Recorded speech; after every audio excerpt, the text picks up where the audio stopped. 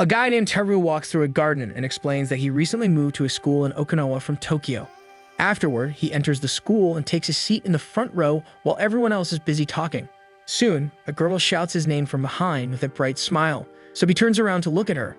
He recognizes her as Hina, the girl he has a crush on, but cannot talk to since she speaks Uchina-guchi, a dialect of Okinawa that is different from standard Japanese. He wishes her good morning, but stumbles over the word good and immediately scolds himself. As she starts to talk to him, he realizes that he can't even understand a word she is saying since the Uchina-guchi dialect dates back to the time when Okinawa was not even part of Japan. As she continues to talk to him, he listens silently and can't help but notice how cute she looks while scratching her face. A girl named Kana stops by and joins them in the conversation, telling Teru that Hina is discussing the roughness of the sudden rainstorm. He thanks her for the help while Hina rushes to hug Kana, which makes him jealous because everyone can understand her except him. He realizes that Kana and Hina are good friends, which reminds him of all the times Kana has helped him understand Uchina-guchi. He then recalls the time when Hina offered him a brown sugar snack, but he didn't understand, so Kana translated what Hina said. Another time before a football game, she wished him good luck and Kana translated again, as she knew that he wouldn't be able to understand Hina. He also recalls all the little phrases that Kana has taught him and gets her a drink to apologize for always making her interpret. As he finds her standing outside the class, he offers the drink and she tells him there was no need for it. She then tries to grab the drink, but her finger rubs against his hand and something sparks in her. Teru explains to her that learning the Okinawan dialect is giving him a hard time, while Kana hides her face behind the drink, thinking that she can't tell him she is teaching him the dialect because it is an excuse for her to talk to him. She then advises him not to force himself to learn the dialect and to let it go with the flow. As the duo continues to talk, Hina suddenly barges out of the class and holds Kana's cheeks, asking why she is blushing so much. As Teru starts to write down what Hina just said, Kana stops him saying that it is nothing important and puts a hand on Hina's mouth, making her shut up. She thanks God for the fact that Teru doesn't understand Uchina-guchi, or it would have been embarrassing for her if he got to know that Kana was blushing because of him. As the time to leave school approaches, Hina and Teru walk back together, and she talks to him about a TV show with a big dog in it. He looks around for some help as he fails to understand her and spots Kana in the crowd. Delighted, he shouts her last name Higa, and suddenly people start to gather around them. It turns out that all these people are named Higa, and it baffles Teru. The two girls save him from the crowd and take him back to school. There they tell him that Higa is a very common name in Okinawa, and if he ever shouts the name again in public, he might attract even more people. Teru recalls the situation and compares it to a zombie apocalypse, thinking that Higa must be like Tanaka, a name very common in Tokyo. But the girls tell him that Tanaka is ultra rare in Okinawa. This shocks him, and he tells them that he would think twice before shouting Kana's last name in public again. Kana thinks that he can call her by her first name Kana and only realizes that she has said it out loud when Teru replies that maybe that is why people in Okinawa avoid such confusion by calling each other by their first names. Hina says that Okinawans have very common surnames, so they call each other by their first names, and since Kana is cute, you should call Kana as Kana. The next day, everyone is enjoying spring, and again, Teru spots Kana in public, with Hina standing right behind him. He decides to shout her name, but stops midway as he's about to say Kana. He thinks that calling a girl by her first name is weird, so he shouts Kana-san, but again attracts a lot of attention. He gets confused and an old woman taps on his shoulder, making him turn around. She tells him that he is very romantic, but he needs to work on his pronunciation, and adds that the right pronunciation is Kana-san, which translates to I love you in the Okinawan dialect. Without realizing, he starts to shout Kana-san, making Kana's heartbeat start to race. Teru asks the old woman why Kana is not replying to him, so the old woman taps on Kana's shoulder and tells her that her boyfriend is calling her. Kana turns red in shyness and loudly tells her that he isn't her boyfriend. She also tells Teru to only call her Kana. Afterward, Teru finds himself in another trouble as he encounters a lost child crying while sitting on a footpath. He tries to calm the child down but fails to do so, and is soon joined by Kana along with Hina, who asks him about the child. They ask if he is lost, and he tells them that he thinks the child was looking for his mother and tripped on the way. Hina sits on her knees and hugs the child, thinking that he might have been surprised due to tripping. Kana sits alongside and offers the child some water, while Hina says Mabia Mabia Urikuyo and pats him on the back while hugging him. Teru asks Kana what Hina is talking about, and she explains to him that in Okinawa, when someone is surprised, their soul or mabui falls from their body and they lose all of their energy.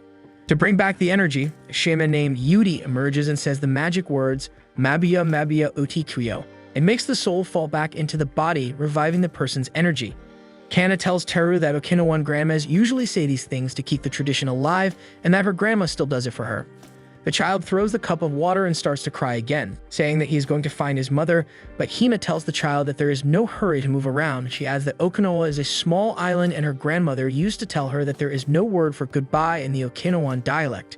This is because no matter how far someone is from you, if they are in Okinawa, you will end up seeing them again. Kana translates the words of Hina to Teru and it impresses him, but their small talk is soon interrupted by the little child's mother. As the child holds the hand of his mother, he tells Hina that he cannot understand what she said and asks her to repeat it. Kana explains to Teru that the new generation in Okinawa doesn't speak Uchina-gochi, and that is why it is hard for them to understand the language as well. Meanwhile, Hina explains to the child again and adds that old people do not say goodbye to each other, they rather say see you around, or we will see each other in the afterlife.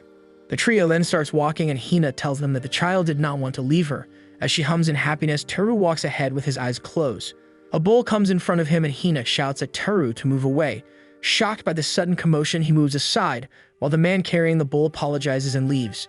Teru asks the girls why the bull is walking around freely and Hina tells him that the season of bullfighting is around the corner since the weather is getting warmer. She tells him that the bull is being taken to the beach for the practice of the upcoming match and she reminds him to ensure he doesn't forget to clean up his bull's waste. She then recalls how surprised Teru was after seeing the bull and decides to pat his back like she did to the child.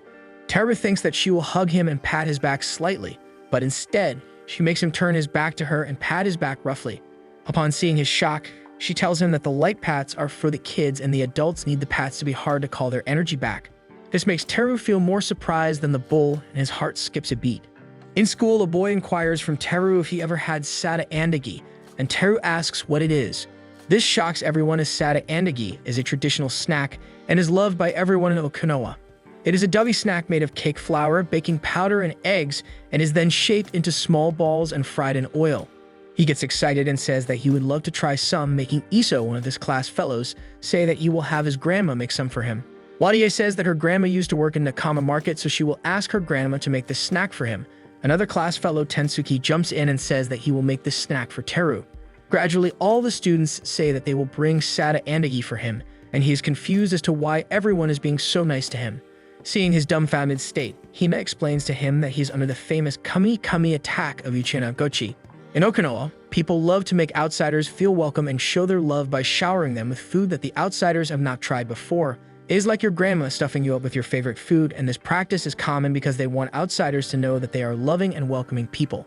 Hina asks Kana to make sada andagi since she makes them the best and requests Kana to get some for her as well.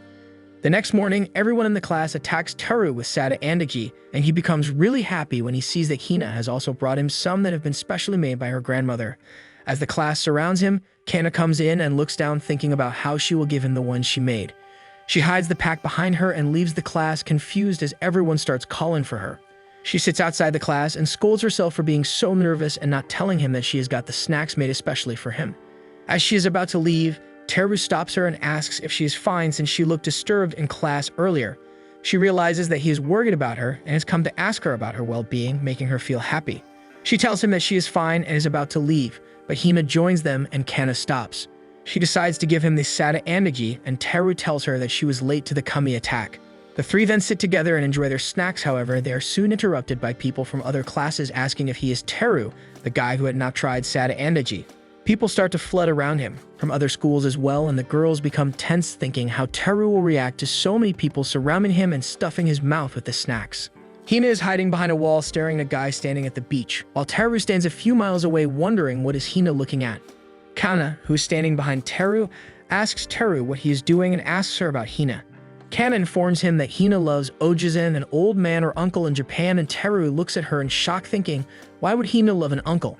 However, he calms himself down by thinking that Kana might mean that Hina likes him and does not love him. Suddenly, Hina turns around and asks Kana why she would tell Teru about her likeness to Ojizan. Teru looks at her with eyes wide open while Kana asks her if she is not supposed to tell him since Hina talks about it all day, and it is quite obvious.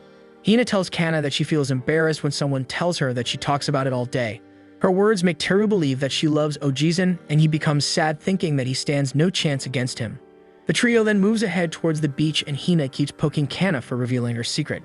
Kana tells her that she doesn't like Ojizan much and Hina asks her the reason while explaining why she likes them. Teru starts to feel miserable and silently pleads with Hina to stop talking about it as he cannot hear the girl of his dreams talk about a man she loves. As Hina explains the reasons behind her likeness to Ojizin, Teru for the first time feels lucky for not being able to comprehend her dialect. Hina tells Kana that she loves Kisu and Teru thinks she is talking about kissing, which makes him feel even sadder. However, Kana replies to Hina saying that she loves Kisu as well and finds them delicious. This catches Teru's attention as he thinks that delicious is a word that is used for something that one can eat and not for kisses. Hina suddenly shouts and asks them to look at the guy as he puts the fishing net in the sea. As they gather around him, he pulls the net out and collects a lot of fish, making Hina cheer up. The guy asks about Teru and Kana tells him that he is a friend from school, and Teru introduces himself thinking that the guy looks younger than an Ojizin. The guy then tells Teru to get as many fish as he wants and Teru thanks him. However, their talk is soon interrupted by Hina, who asks the guy if he has collected any Ojizin. Teru gets shocked thinking, why would a guy catch old men from the sea, while the guy tells Hina that it is not the time of the year for Ojizins to appear. Hina claims that she was hiding so her commotion or voice wouldn't disturb Ojizin, and Teru realizes that in the Okinawan dialect, Ojizin is the name for a fish and not for old people. Kana tells Hina that she must be fond of Ojizins and she tells her that she is, but people might call her a glutton if she talks about it a lot.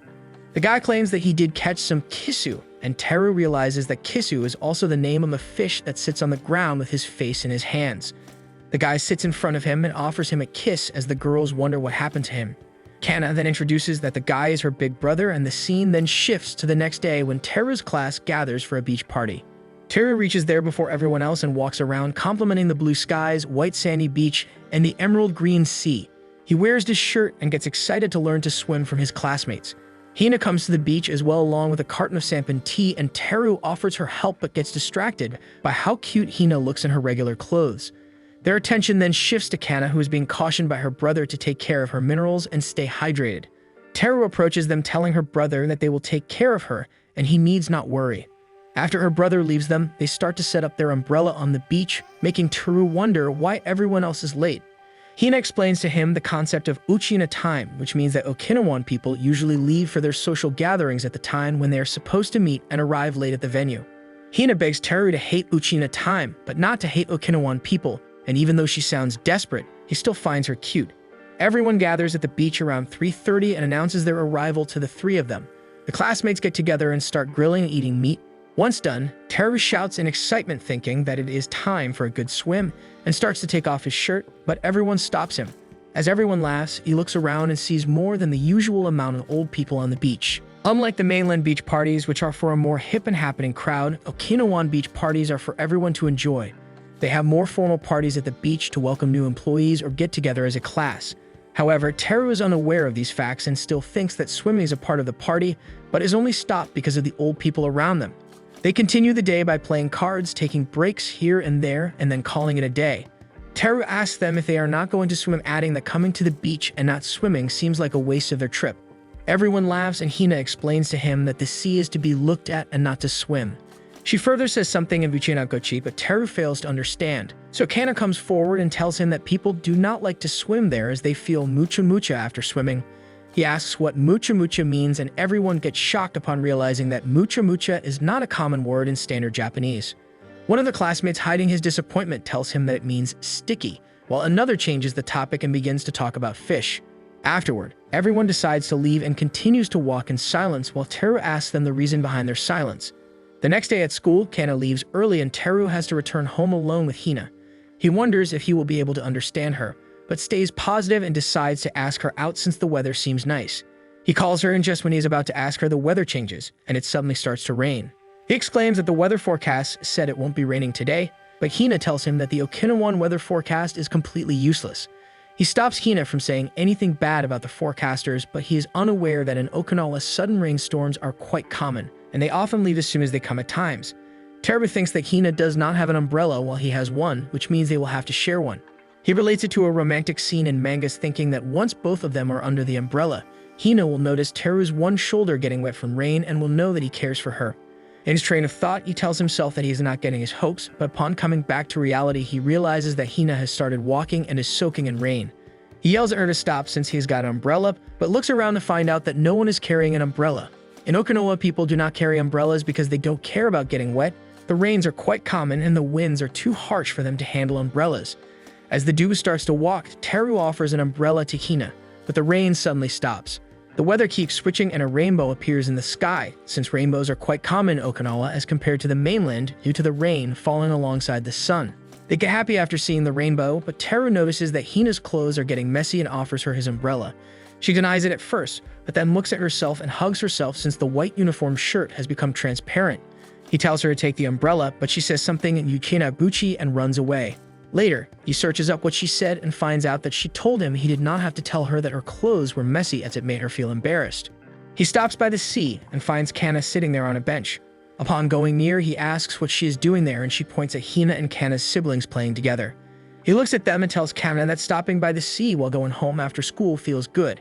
He then reminds her that the bench she is sitting on is the bench they met at in spring break for the first time. Upon hearing this, Hina pops out of nowhere and looks at them in shock as she thought they met them at the school for the first time. Teru looks at her and realizes that she is all wet and her clothes are all messy. He asks her if she tripped in the sea and the scene then shifts to the past. It was a hot day in Okinawa and on the other hand it was snowing in Tokyo. Teru had just landed from Tokyo and was sitting on a bench with his luggage put right beside him. He was watching the weather forecast on his phone feeling sad as he felt extremely hot in Okinawa and held a copy of Shonen Jump in his other hand.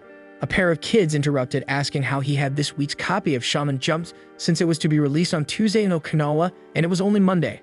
They asked him if he was from the future and he looked at them in shock.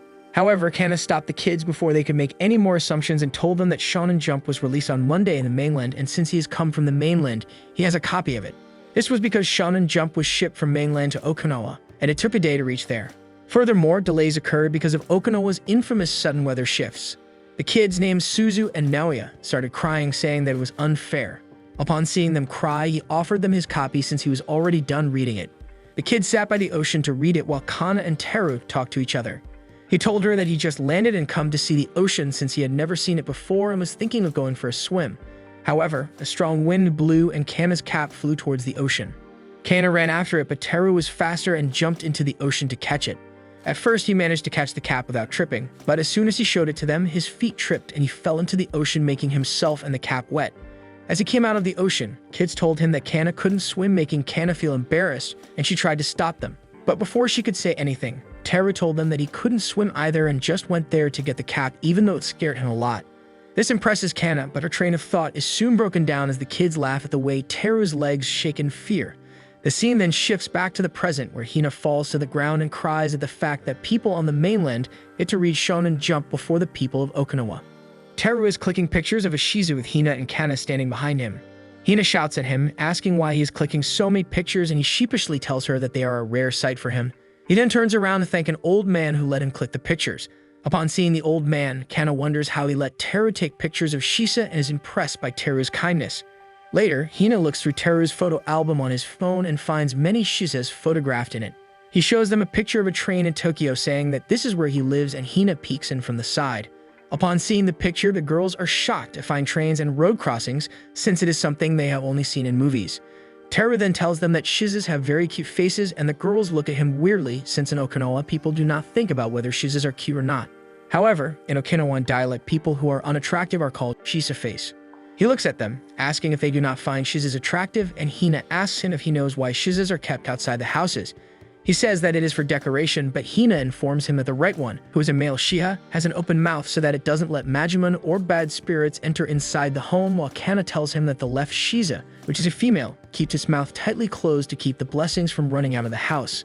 As they start to move, Hina tells him that a long time ago, Shizas would be made from the material that was left over while making roofers of the house. She adds that no one knew what a Shiza would look like until a house was built, which is why some Shizas are attractive while others look weird or even scary.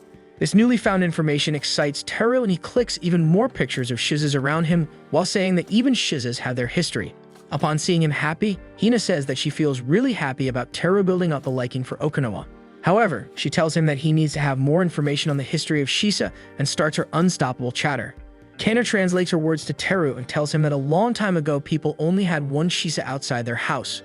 The next day at school the bell rings, indicating that it is time for a lunch break, and all the students wonder what they'll have for lunch.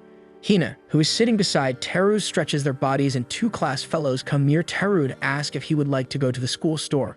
In the meantime, girls named Izumi and Yetoe come live through the school's broadcast club and announce that they are going to play some songs. They then announce the name of the first song, Tushin Doi, and everyone stops in their places. As soon as the song starts to play, everyone begins to dance, making Teru wonder what suddenly happened to them. So much has already occurred to him in Okinawa that he remains unfazed by the sudden dance and tries to figure out the reason behind the dance. He concludes that it is because of the folk song, but forgets the name of the song only for Kana to remind him that it is Tushin Doi, and people are performing kachashi, which is also a type of dance. He looks at Kana and asks why she is not stopping her dance, and she tells him that Okinawans cannot stop themselves from performing kachashi when Tushin Doi is played. This is their folk dance, and although it is not taught in schools, Okinawans can still dance to it at occasions like weddings, family gatherings, and even elections. He wonders how they can do it without being taught, and the kids at school tell him that they just know it, maybe because of genetics. However, Teru gets a flashback of his grandpa teaching him the dance at a family gathering while he was in preschool. One classmate says that she learned it from an old lady in China Shoten. Another says that he learned it from an old man at a festival, while Hina adds that one might not remember where they learned it from, but one does remember how it is performed. She adds that the dance is quite common in Okinawans. One might learn it from their grandparents, and their grandparents might have learned it from theirs. Furthermore, she says that one day it is you who becomes a teacher. If you ever have a child with a girl from Okinawa, then you will have to teach kachashi to those kids. Teru suddenly imagines Hina holding their child and his head starts to spin.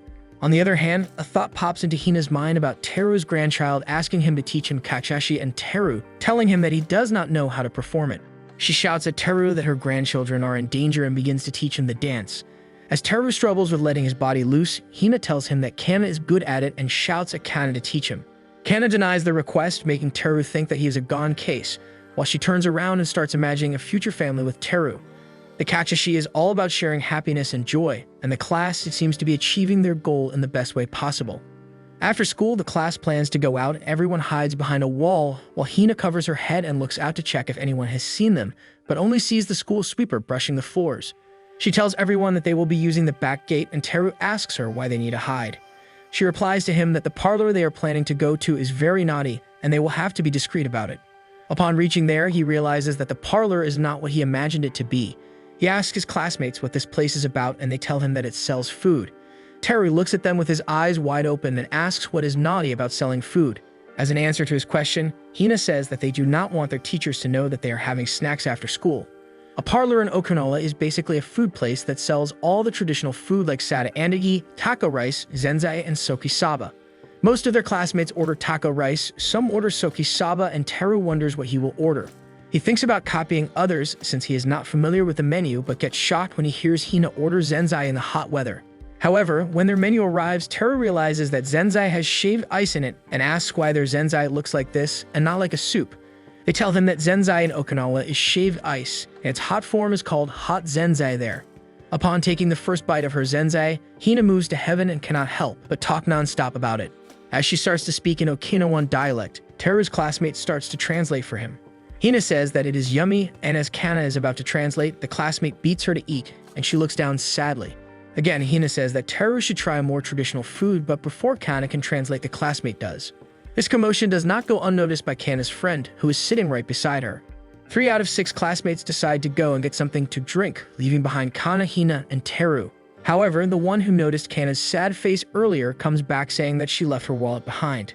Upon coming back, she notices that Kana is translating what Hina is saying to Teru and is finding ways to get closer. This makes her gasp, and she sits beside Kana while Hina starts to speak. The girl reminds Kana that she needs to translate for Teru, and as Kana does, Kana realizes that her friend has guessed her feelings for Teru. Their classmates return with the drinks and ask what they all were talking about, to which the girl replies that they were talking about something sweet, making Kana put her face in her hands in shyness. Hina adds that they were talking about zenzai and says that it is very good in summer, but her classmates, saying that she likes it all year round. A few days later, a festival named Uruma City Aiza Festival begins in Okinawa. All the classmates dance at the festival, play drums, and even sing songs. This festival is a summer tradition, and during this festival, Iza is performed, which is a traditional Okinawan dance, and drums are played all around the town. Teru looks at the festivities and gets excited about the festival, while Kana's friend teases her upon seeing Teru. Teru feels grateful for being there and thinks about the time when he was invited by a classmate who told her that Gashikawa Youth Association would be performing Iza. At that time, he mistook Iza for Acer and asked if it was something including monitors. He says that although he had no idea what the event was about at that time, he still accepted the invitations and came. He then looks around himself and realizes that there are a lot of couples around him. He hopes that he will come with Hina someday and imagines her wearing traditional Japanese attire and walking through the festival with him. However, his chain of thoughts is broken by the sudden realization that he never got the courage to tell Hina that he likes her. He stops himself from getting deeper and tries to focus on the festival ahead of him. He finds Kana dancing, but what shakes him is Hina dressed differently from everybody with white paint and magic marker all around her face. He wonders why she is dressed up like that as she goes to meet the audience. Teru concludes that Hina is not good at dance, so she has decided to do something other than dancing. But Suzu, along with Naoya, tells him that it is not so and asks him to focus on Hina. They see that she is dancing in front of a crowd and is making them excited. Teru says that Hina's job is to make the festival more fun, but Suze tells him that is not all and says she is playing the role of Chandara. Chandara is the busiest among all the performers as she has to keep the lines tidy, help the performers stay hydrated, wipe down the performers, start the song and maintain the rhythm of the drums, help the performers by picking up their fallen drumsticks, and lastly engage the audience. As the tree of novices are moving around, Suzu says that Hina is the floor master of the festival and adds that one cannot be floor master until they are good at seeing things. This reminds Teru of his first day at school and he was all alone and Hina approached him and welcomed him to the class. He thinks of all the times she has made him feel welcome and thinks that he never really thanked her. As the Gashikoa Youth Association's performance ends, the crowd cheers for them and the hosts announce another performance. Teru searches for Hina and finds her sitting away from the crowd and calls for her. She looks at him and asks how did she perform, to which he replies that she was great. He thanks her for her help from the first day of school and wonders if that was all he wanted to say. He stops her from leaving but thinks if he should tell her about what he feels or let things go the way they are going. Afterward, Teru tries to gather some nerves and is about to tell Hina that he has feelings for her. The festival buzzes with energy as lights and music fill the air, but Teru struggles to focus. His problem isn't nerves around Hina, it's her makeup. The girl wears thick black and white makeup traditional to their island, but the unfamiliar sight makes Teru choke with laughter. She proudly tells him about festival goers asking to take pictures with her. Teru wants to be honest but decides against it, choosing instead to hide his amusement while she beams with pride. Hina drags Teru toward the stage. She insists they won't miss one of her favorite parts of the event, the grand finale. The festival host takes the microphone and invites everyone to join the kachashi, a traditional Okinawan dance. Teru stays at the back, watching as the crowd flocks near the stage and starts dancing. The energy amazes him, and he can't help but admire how everyone knows the steps by heart. Kana, who also happens to be nearby, notices him lingering and approaches. She sees his hesitation and desire to join the others, so she asks him if he plans to dance, but he admits he's not much of a dancer.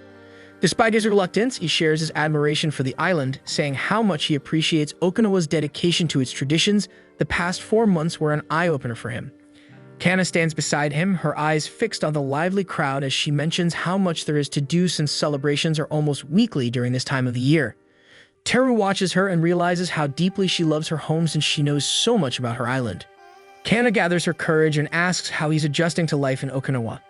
Teru responds with enthusiasm, saying he's come to enjoy the island more, thanks to her help, citing that he enjoys learning new things from her every day since he arrived. She blushes at his words but quickly masks her feelings by adding that she enjoys talking to him too, explaining how much she has learned about the mainland through their conversations. He appreciates her compliment, feeling glad he has been able to help her in some way since he feels like always troubles her since he always turns to her for translations. Kana then admits she enjoys translating the dialect for him, but Teru assumes it's simply her enthusiasm for sharing Okinawan dialect and culture. Kana hesitates before confessing that she translates not because it's her duty, but because it gives her an excuse to talk to him. Teru, oblivious to her feelings, misinterprets her words again, thinking she simply wants him to better understand the island, admitting he is ignorant to almost everything in Okinawa. He tells Kana she's amazing, but she misreads his kind words as a declaration of shared feelings. Her heart races as she lowers her gaze, overwhelmed with emotion. She apologizes for troubling him with her confession, but Teru assures her that she hasn't. He tells her he feels the same way, not realizing she has taken his words romantically. Kana's heartbeat pounds in her chest, not believing that her crush feels the same way. Suddenly, she feels pressure and wonders what direction their relationship will take. Suddenly, Teru announces that he wants to get more hands-on with Okinawan culture. Kana, flustered by his wording, misinterprets his intentions and panics, thinking he's implying something inappropriate. As Teru enthusiastically explains that he's excited to try something he's never done before, Kana takes a step back. She nervously tells him she has no experience in the matter and insists it's too soon. Teru, oblivious to her misunderstanding, flashes her a boyish smile. He thinks she's joking, especially since she knows so much about Okinawan culture. Realization suddenly dawns on Kana. She pieces together their conversation and recognizes that they've been talking about completely different things. While she feels slightly relieved, a tinge of disappointment lingers. Her earlier confession clearly didn't reach Teru the way she had hoped. Teru then takes a step closer to the stage, determined and eager. He declares that he wants to give his best effort and experience everything firsthand. Turning back to Kana, he nervously asks her to teach him how to dance the kachashi. As the two join the lively crowd near the stage, people start to notice them. The festival goers look on with fondness, sensing that their relationship is steadily growing stronger. Despite Teru's awkward, uncoordinated movements and Kana's energetic and precise steps, the pair fits perfectly into the vibrant rhythm of the festival. The next morning greets Okinawa with a bright sun and sea breeze. Hina proudly shows off her whistling skills to Teru, who has been attempting to learn since hearing her during Yaisa. Hina confidently promises to teach him at the beach, speaking in her dialect and leaving Teru confused as he still struggles to grasp the language. Kana translates for him, and he eagerly accepts the promise of lessons. Even Suzu and Naoya tag along, finally hoping to learn the Okinawa whistle. The group heads to the beach, where Hina explains that the open air means no one will mind them being loud. She fondly recounts how she and Kana learned to whistle from someone at the very same beach. Inspired by the story and the sea breeze, Teru feels confident he can whistle too. However, his attempts only produce awkward blowing sounds. Hina tries to teach him with exaggerated gestures and instructions in her dialect, but her efforts only confuse him further. Even Suzu and Naoya chime in, complaining that she's a terrible teacher, making Teru feel slightly relieved that the problem wasn't the dialect. Hina is just bad at this. Realizing the truth, Hina dramatically shouts at the sea in despair. Ye, noticing the struggle, suggests that Kana take over the lesson, and suddenly Hina recovers from her disheartened state to vouch that Kana has a good whistle and is the better teacher among the two of them. Kana hesitates, clearly uncomfortable with the attention, but her sister Suzu begins to throw a tantrum and threatens to reveal her secrets unless she agrees to teach them. Backed into a corner, Kana reluctantly agrees to teach the group. Kana begins her lesson on whistling by instructing everyone that using 2 index fingers is easier than the common single finger method, and she recommends it when starting out. She explains that the position of the tongue is the most critical part of producing the sound, and to demonstrate, she opens her mouth to show them the proper placement. As she does, the kids in Teru position themselves directly in front of her and peer straight into her mouth. She notices Teru staring intently at her tongue, causing her to break into a nervous sweat and awkwardly close her tongue in the realization that she is doing something that can be counted as embarrassing in front of the person you love. Ye, standing at the back, tries hard to hide her laughter. Kana looks over and realizes this was a setup all along, a playful trap orchestrated by Ye to put her into an awkward situation with her crush. The children demanded that she demonstrate the tongue position again since Kana had shut her mouth too soon when she got embarrassed. Trapped by the persistence of the group, she reluctantly continues the lesson, struggling to keep her composure as her nerves threaten to overwhelm her. After several attempts and much trial and error, the children and Teru finally manage to produce faint whistling sounds. While their whistles aren't as sharp or clear as Hina's, Teru is thrilled to have succeeded. He beams with pride at his small victory, while Kana, utterly worn out from teaching and her embarrassment, exhales deeply in relief and congratulates him. As the commotion settles, Kana takes a moment to watch the group fondly. Hina, Suzu, Naoya, and Teru whistle enthusiastically among themselves, happy that they can create the piercing noise as a group. They call Kana over, urging her to join them, and she eventually gives in and leaves her seat next to Ye, join the group and whistle together. 8 years earlier, a younger Hina and Kana had walked along the very same beach when a sharp, piercing whistle caught their attention. They spot a man known in the area for his exceptional whistling skills, practicing near the bay, surrounded by children. Kana stared at the man in awe, silently wishing she could make such a beautiful sound herself. Noticing Kana's dilemma and shyness, Hina grabbed her hand and suggested they ask the man to teach them. Despite Kana's hesitation, Hina pulled her along and together they approached the man. He kindly shared his techniques, inspiring the two girls to practice tirelessly every day.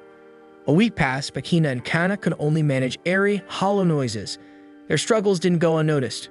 2 boys from the island teased them, mocking their inability to whistle even after receiving instructions. The ridicule struck a nerve in Kana, silencing her and breaking her spirit. The boy who threw the insult sensed that he managed to get through Kana and invited them to go bug catching. However, Hina refused to let the insult go and argued with the boys, demanding they take back their words. Kana, however, stopped her, saying she didn't want to practice anymore. Sensing how deeply the teasing had affected Kana, Hina shifted gears and made a heartfelt promise. She vowed to practice with Kana until they could whistle together, even if it took until they were old grandmothers. As the boys left, Kana broke down, tears streaming as she confessed how much she wanted to whistle with Hina.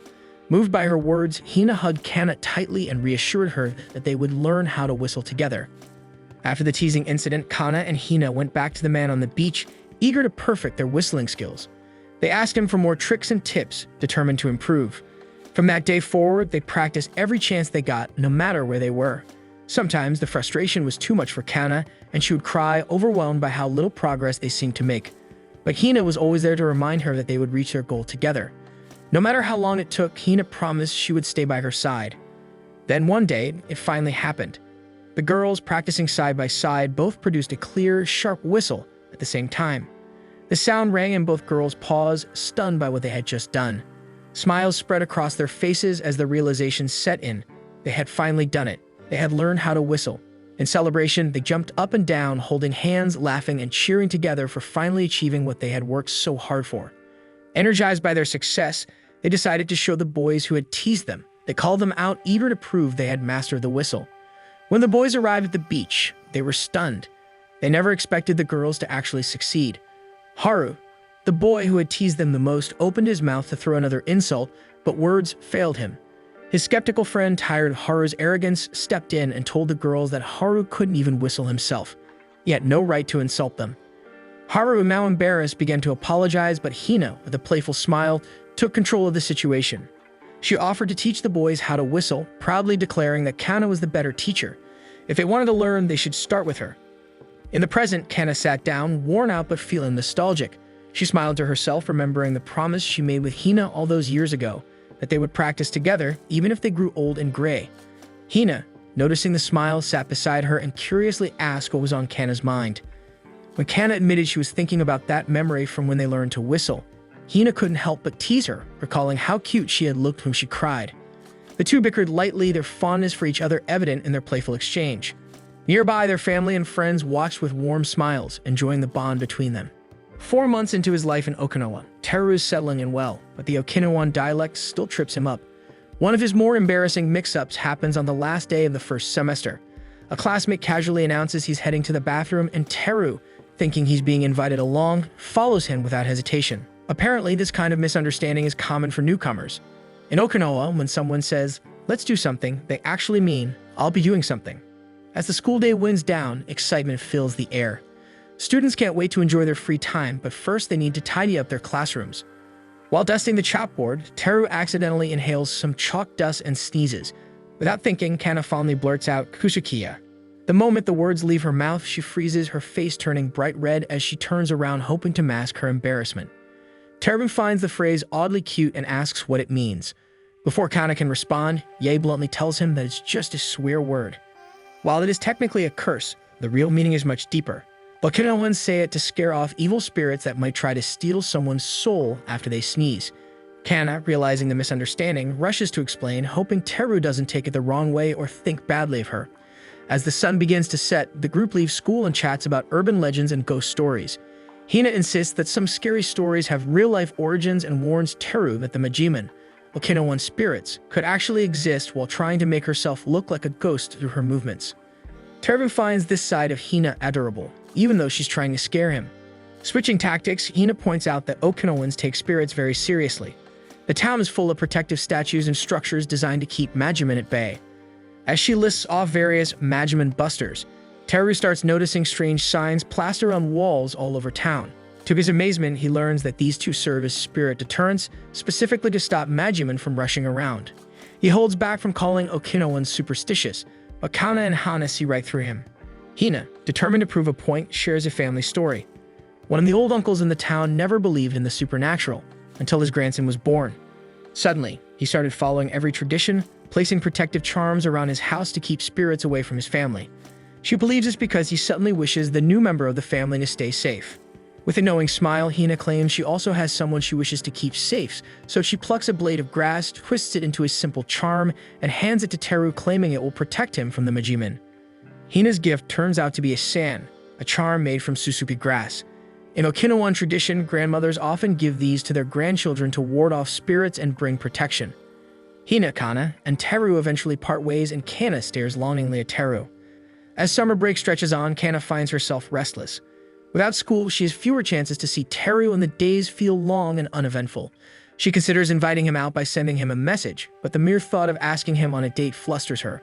Deciding it's best to not think of Teru and enjoy her summer, she resolves to go on a shopping trip alone to keep her mind off things. While waiting at the bus stop, Kana hears someone call out her name. She turns to see Teru looking genuinely happy to run into a familiar face. Her heart skips a beat. After an entire week without seeing him, she suddenly finds herself at a loss for words.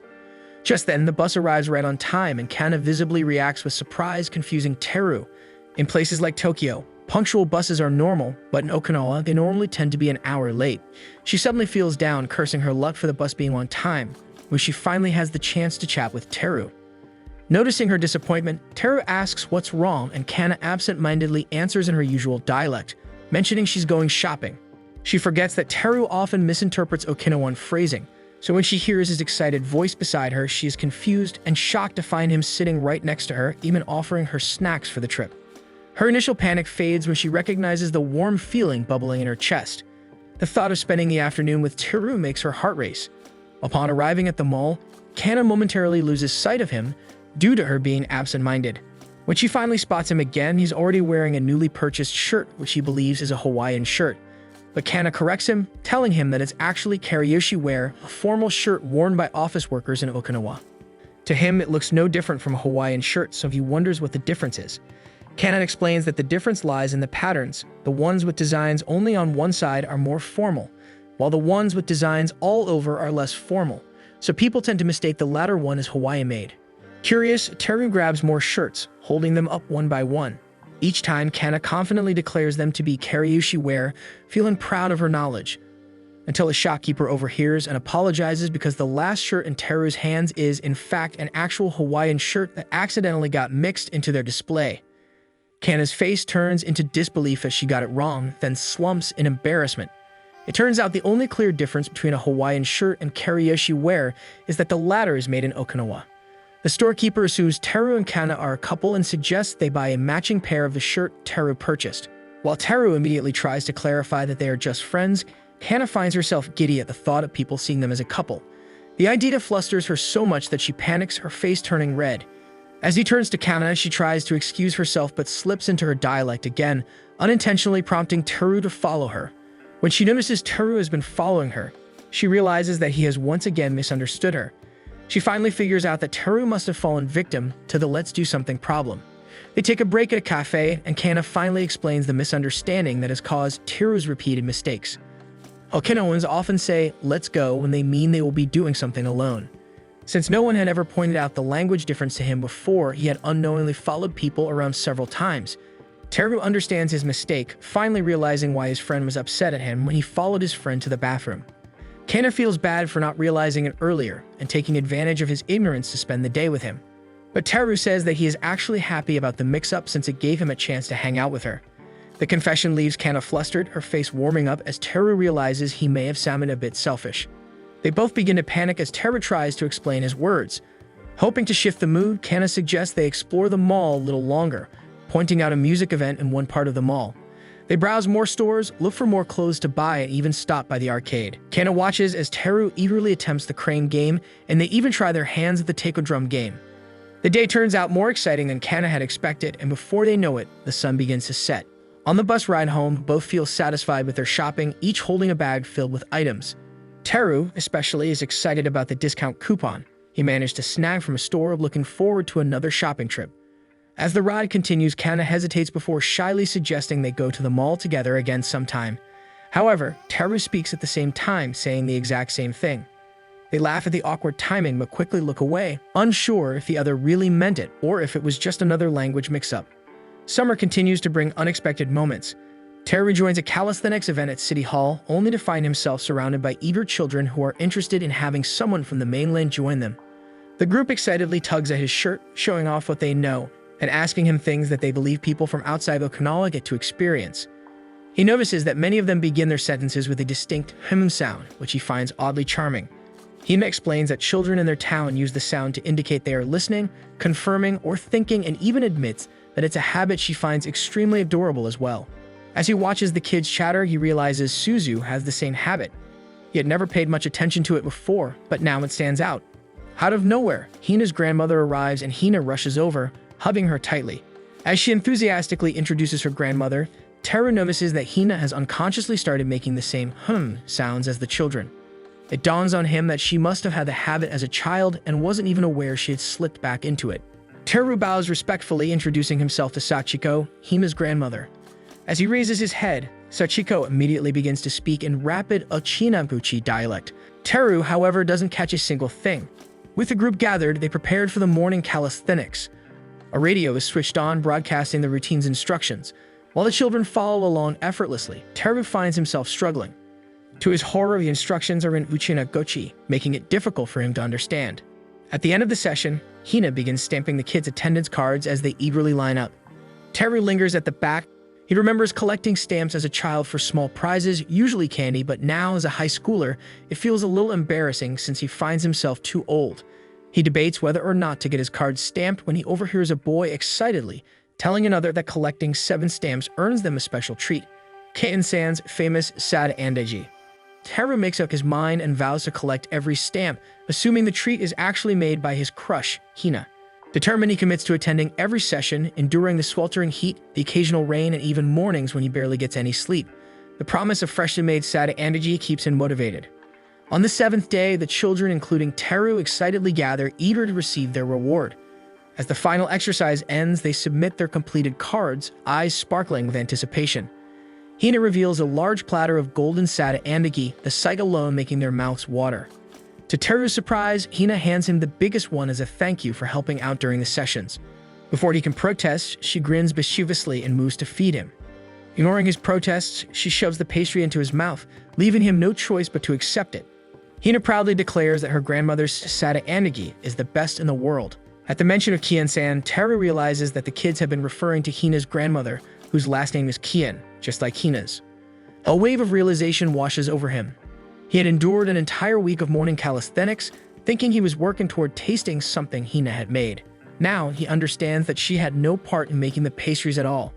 As he continues chewing, he can't help but laugh at his own predicament, torn between disappointment and amusement. Okinawa is celebrating Kyuban, a 3-day festival observed on different dates each year according to the Japanese lunar calendar. The celebration consists of Onki, the first day, Nakanohi, the second day, and Oki, the final day when the spirits are sent off.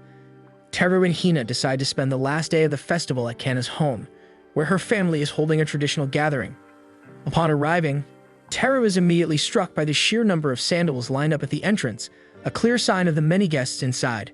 The moment they step through the door, they are met with an enthusiastic chorus of greetings. The older relatives recognize Hina at once, happily welcoming her. Kana gently coaxes Teru away from the crowd and invites him to join in an ututu, a ritual of offering prayers to their ancestors. Though he doesn't fully understand what it entails, Teru nods along, willing to participate. When Kana and Hina tell him to kneel, they fail to realize that he doesn't quite grasp their meaning.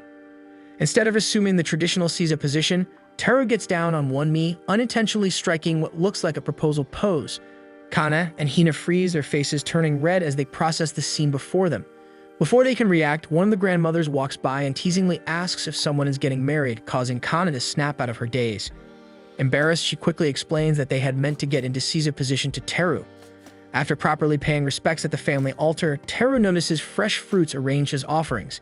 He is fascinated by the display, but puzzled by the presence of 2 tall, bamboo-like stalks standing on one side. Kana explains that they are sugarcane stalks, which serve a symbolic purpose. One stalk is for the ancestors to carry their offerings back to the afterlife, and the other is to be used as a walking stick. She also introduces the Ganshina, a container balanced on the head to carry additional gifts. Teru marvels at how different these traditions are from those on the mainland. He recalls how his elders used to say that ancestors in his hometown traveled to the afterlife on eggplants as big as horses. Amused by the idea, Hina suggests that they should have their ancestors ride on Goya instead, though the bumpy texture would surely make for an uncomfortable journey. Later in the evening, the family prepares for the final prayer to say farewell to their ancestors.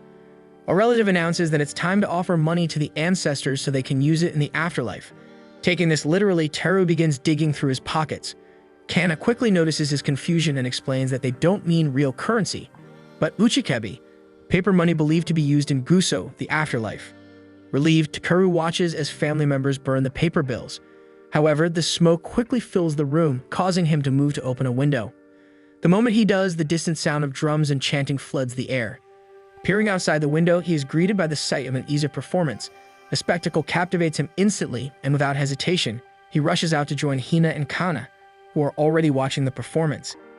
Kana admits that she and Hina had already been participating in Juni, a type of Iza performed around the village during the Obon celebration, before the sending off ceremony at home. Hina proudly declares that her grandfather is probably whistling happily in the afterlife. Seeing Hina speak so fondly of her grandfather, Teru wonders if it's truly okay for him, an outsider, to celebrate Oki with them. However, both Kana and Hina quickly reassure him that his presence is more than welcome. They even add that because he was in their celebration, they were able to burn extra uchikabi. Hina confidently claims that they must have sent at least 120 million yen to their relatives in the afterlife. Kana, however, is skeptical of Hina's math, believing the amount should be smaller. This sparks a lively debate among the older relatives, each offering their own calculations on how much uchikabi is worth.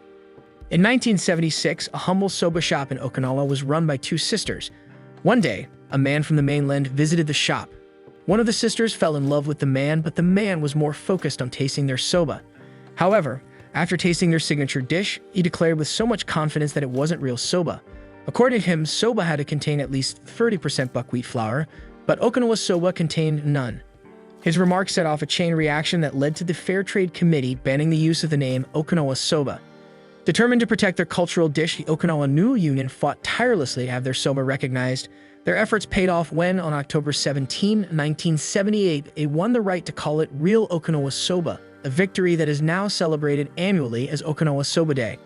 Teru listens intently to the story, appreciating the dedication to preserving Okinawan culture. As they continue to chow down on their soba, Kana encourages him to try korigusu, a spicy Okinawan chili seasoning. Seeing how much Hina loves it, Teru boldly adds a generous amount to his bowl. To his delight, the spice perfectly enhances the rich broth, and he confidently pours in even more. However, as they finish their meal, Hina offers Teru a glass of water, noticing that he's acting a little strange. Tetsu from the next table, who had been eavesdropping on their conversation, informs them that Teru is actually drunk. Teru had unknowingly consumed too much korigusu, a spicy seasoning made by soaking island chili peppers in a wamori, a strong Okinawan liquor. As the reality of his accidental intoxication sets in, the group watches him with growing concern. Tears well up in Teru's eyes as he turns to Hina, pouring his heart out in gratitude. His words become an emotional, rambling mess as he expresses just how much he appreciates her, making Hina blush deeply. Kana, watching the exchange from the side, feels a pang of jealousy creeping in. Noticing Kana's growing discomfort, Ye seizes the opportunity to shift Teru's attention. She slyly reminds him that Kana is usually the one translating for him and ensuring he doesn't get lost in their conversations. As if struck by a sudden revelation, Teru stumbles toward Kana, his eyes glassy with emotion. He corners her dramatically, weeping as he thanks her for all the time she's helped him understand Okinawan culture. On a scorching summer day, Teru and his classmates suffer through the relentless heat in their humid classroom. Desperate to stay positive, he casually comments that the blazing sun is a great opportunity to get a tan. Hearing this, Hina suddenly puts on a pair of sunglasses and speaks in her dialect. Teru, unable to understand her words, gets the distinct feeling that she might be mad at him. Luckily, Kana, standing behind Hina, translates for him, stating that Hina is warning him about the Okinawan sun. Hina tells Teru that tourists always end up in the hospital during the summer because they come ill-prepared to tackle the sun. Other than heat stroke, people actually get burned in Okinawa. Okinawa's UV index is nearly twice that of Sapporo's, and at the beach, where the water reflects the sunlight, people literally get burned. Sunglasses are a necessity during the summer to protect your eyes. Kana steps closer to Teru and compliments his skin tone, noting that he has gotten much tanner since his arrival. The remark makes Teru happy since he wants to look Okinawan. Proudly, Hina lifts her leg and removes her sock, revealing a distinct sandal tan line. Beaming, she declares that to be a true Okinawan, one must have to get Shimazori tan lines. However, instead of admiring the tan line, Teru's gaze drifts elsewhere. Her lifted leg reveals more of her thighs than he expected. His face heats up, realizing that in her excitement, Hina has completely forgotten about her posture. He forces himself to look at her feet instead and agree with her. Suddenly, Hina's classmates start poking fun at her for still caring about her Shimazori tan lines. Most of them no longer had any since they wore full uniforms on weekdays, making Hina's enthusiasm seem childish. To her horror, even Kana had outgrown them. When they were younger, the two of them would always argue about who had the better Shimazura tan lines. Refusing to believe it, Hina grabs Kana's sock, determined to see for herself, but their struggle ends with both of them on the ground. Hina finally manages to pull off Kana's sock. A wave of devastation washes over her as she sees Kana's foot free of tan lines. It felt like a part of their shared childhood had been left behind, so she clings to Kana, wailing dramatically about being abandoned. While watching Hina and Teru talk about skin tones, Kana feels a tinge of insecurity. Unlike Teru, who is fascinated by the idea of blending in, she had spent years trying to protect her skin from darkening too much. One day, as the wind picks up, dark clouds gather overhead. Hina, recognizing the signs, recites an old saying about the coming typhoon. She can use her dialect, almost as if summoning the storm herself. Teru, unaware of how severe Okinawan typhoons could be, looked up at the sky with excitement. It would be his first real typhoon experience since arriving on the island. The conversation quickly turned to past typhoons, with the group eagerly discussing the sizes and intensities in hectopascals. Teru was amazed by how naturally they understood storm severity, as if typhoons were just another part of everyday life. They then began listing what they needed to buy before the storm hit, treating preparation as a well-practiced routine. His attention shifts to Kana and Suzu, who are planning a visit to Tsutaya, a DVD rental store. Hina explained that before a typhoon, Tsutaya is always packed.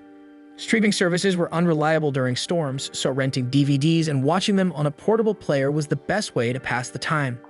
As they continue walking, they pass a lively bar. Kana points out that since offices let employees leave early before a typhoon, many chose to drink before heading home. Some of the adults recognized Hina and playfully warned her not to go to the beach, knowing she had a habit of doing reckless things. Eventually, Hina, Kana, and Teru part ways to return home. Teru calls his father, only to learn that he was stuck on Ishigaki Island as the airport had shut down for the storm. Realizing he would be alone for the night, Teru eagerly set up his favorite snacks, looking forward to the uninterrupted solitude. Leisurely eating chips, he tries messaging some friends, but no one responds. He shrugs it off and continues enjoying his laziness, savoring the freedom. At some point, he dozed off, thinking about how great the day was turning out to be. When he wakes up, he hits the shock of his life. The wind howled outside, rattling the windows. Trees bent violently, their branches whipping through the air. Teru uses his phone to snap a picture of the chaos, but feels an uneasy sense of dread settling in. Then, without warning, the power went out. There had been no lightning, so the sudden darkness caught him off guard. Checking his phone, he noticed multiple messages had come in while he was asleep. Just as he tries to reply, his phone dies. Panic set in. With no power, he had no way to charge his phone. When he turned on the faucet, no water came out. He hadn't prepared anything. Until now, he had assumed Okinawan typhoons were just slightly worse than the storms he was used to. But this was on an entirely different scale. Okinawa had a history of intense typhoons, with the worst recorded reaching speeds of 73.6 miles per second, powerful enough to uproot trees. He finds a flashlight and uses it as a light source. A dragging noise echoed from the upper floor, followed by a splashing sound near the window. When he turns to look out the window, a harmless plush toy brought near by the winds looks like a monstrous creature trying to get inside, so he scrambles to his room for cover. Then a knock at the door startles him. He cautiously approached and opened it. Standing in the doorway is Kana, staring at him in surprise. Standing in the doorway, drenched from the storm, is Kana, who looks equally shocked. Teru barely has time to react as Hina tackles him back inside. Their group was worried since they hadn't heard from him since everyone had gone home, so Kana, Hina, and Tetsu decided to check on him. Seeing his ill-prepared state, they insist on taking him to their home, where he can be safe and comfortable for the night. As they drive through the rain-soaked streets, Teru stares out the car window, anxiety creeping into his mind. He worries about the well-being of the rest of their friends, but Kana reassures him that storms like this are common in Okinawa. The locals are used to handling extreme weather, so there is no need for concern. Before heading home, they decide to stop by Super Union, a well-known Okinawan supermarket. The store has a reputation for staying open even during the worst typhoons, providing supplies for those who need them. However, when they arrive, the sight before them sends a chill down their spines because Super Union is closed. Hina and Kana exchange nervous glances. If Super Union shuts down, the storm will be more serious than they thought. Without wasting time, they drive straight to Kana's house, where they are greeted by her grandmother, who warmly invites Teru to stay the night. Not wanting to impose, he tries to insist that he can leave after dinner, but Tetsu convinces him to stay since there's no one in the apartment waiting for him anyway. The atmosphere inside is lively and welcoming. The family eagerly sits Teru down for dinner, where he is met with dishes he has never seen before. The table is set with suman champeru, a stir-fried summon noodle dish, and hiriachi, a type of Okinawan savory pancake. Those are common dishes served during the storm since households seem to have a stock of them since they have a long shelf life. Kana's younger sister, Suzu, attempts to reveal that Kana made the meal, but Kana swiftly silences her before she can finish. Unaware of the exchange, Teru focuses on savoring the delicious flavors, appreciating the warmth and hospitality he is receiving from Kana's family. The night is filled with laughter and entertainment. They watch rental DVDs, play games, and share stories to pass the time. Teru's initial fear of the typhoon gradually fades, replaced by the comforting presence of his friends and the homey environment. Later in the evening, Teru approaches Kana, wanting to thank her. If she hadn't insisted on checking up on him, he would have spent the storm alone, unprepared, and afraid. Instead, he ends up having an unforgettable experience filled with warmth and safety. Just as Kana is about to respond, the candle gets snuffed out. The room plunges into darkness and the group scrambles to find another candle. Suzu, in the process, accidentally drops the cream puff she has been eating. As Tetsuru lights the candle, the flickering flame reveals something unexpected. Kana and Teru have ended up sitting very close, their faces mere inches apart. The sudden realization makes both of them freeze. Their breath catches and their eyes lock in the dim light. Suzu, meanwhile, was completely oblivious to their predicament. Her only concern was that Kana might be mad at her for wasting food. Seeing Kana's flushed face, she misinterpreted the reaction to be that of anger. Kana, realizing she is still red, decides to pretend to be angry just to avoid any suspicion about her true feelings for Teru. A few days after the storm had passed, the group gathered at the beach to enjoy the sunshine and clear skies. Hina and Kavana are engrossed in a conversation about me and Habu. Teru, having no idea what they mean, struggles to understand. His mind bounces between two possibilities. Were they talking about Yoshiharu Habu, the famous shoujo player, or a Habu snake, one of Okinawa's most notorious venomous creatures? To clear up the confusion, Hina pulls up a photo on her phone of a man showing off a Habu snake. Teru recalls that Okinawa is notorious for being home to Habu, and the idea makes him think of a mongoose. Mentioning the other animal pulls an unexpected, depressing reaction from the group. Apparently, there's a tragic story behind the Habu and the mongoose. In the mid-1800s, anti-venom for the snake had yet to be invented, making them a major threat to the people of the island. To control the snake population, the first solution was to introduce weasels, but it quickly became apparent that the snakes could easily defeat them. Looking for something stronger, officials decided to import mongooses to the island. While the initial plan seemed successful, the two animals eventually started to avoid each other, making the effort ineffective. Worse, the mongooses turned their attention to hunting Yanbaraquina, a rare flightless bird native to Okinawa. As their population began to decline, the government had to step in to protect the birds, but to this day, the Yanbaraquina remains endangered. The story is sad enough to bring tears to any local's eyes. Teru expresses surprise that he has yet to see a Habu since coming to Okinawa, and he learns that they usually hide in the tall grass. Even Kana and Hina rarely see them. Most of their encounters are with the unfortunate ones that have been run over by cars. Hina warns Teru not to go near roadkill Habu, as they can still attack even when severely injured. She also mentions an unusual fact that if someone brings a dead Habu to City Hall, officials will pay them 3,000 yen for it. Kana chimes in, explaining that Habu skin is often used to make various trinkets and accessories, but it can be easily mistaken for other snakeskin. For example, the base of the sanshin, a traditional Okinawan string instrument, is usually made from python skin rather than Habu. Excited, Hina suddenly exclaims that she wants to try Habu Saki in the future, claiming that it would give her a lot of stamina. At this, Kana instantly turns red, interpreting the statement in a more suggestive manner. In adult conversations, gaining stamina from Habu Saki is often a euphemism for increased endurance in bed. However, Hina remains completely oblivious to Kana's implication. She innocently explains that her grandparents drink Habu Saki to prevent chills as it helps with blood circulation. Kana and Teru turn even redder, embarrassed at their own thoughts. The realization that Habu Saki has genuine health benefits leaves them flustered for having assumed otherwise. Suzu, completely unaware of their conversation, playfully plants a sea cucumber on Teru's shoulder. On another day, Teru and Kana visit Hina's house, where she presents them with some pineapples. Teru, already feeling blessed by the sweet treat and Hina's adorable twin bun hairstyle, is excited to dig in. However, when he asks for a knife to cut the fruit open, he is shocked to see Hina and Kana casually ripping the pineapple apart with their bare hands. Seeing his bewildered face, Hina quickly explains that the pineapple is a snack pineapple, a variety that is softer than regular pineapples and can be easily torn apart with bare hands. Even the core is edible, making it a convenient and delicious treat. Suddenly, Hina stands up, announcing that she'll be getting some bananas. Teru expects her to head to the kitchen, but to his surprise, she steps outside into the garden.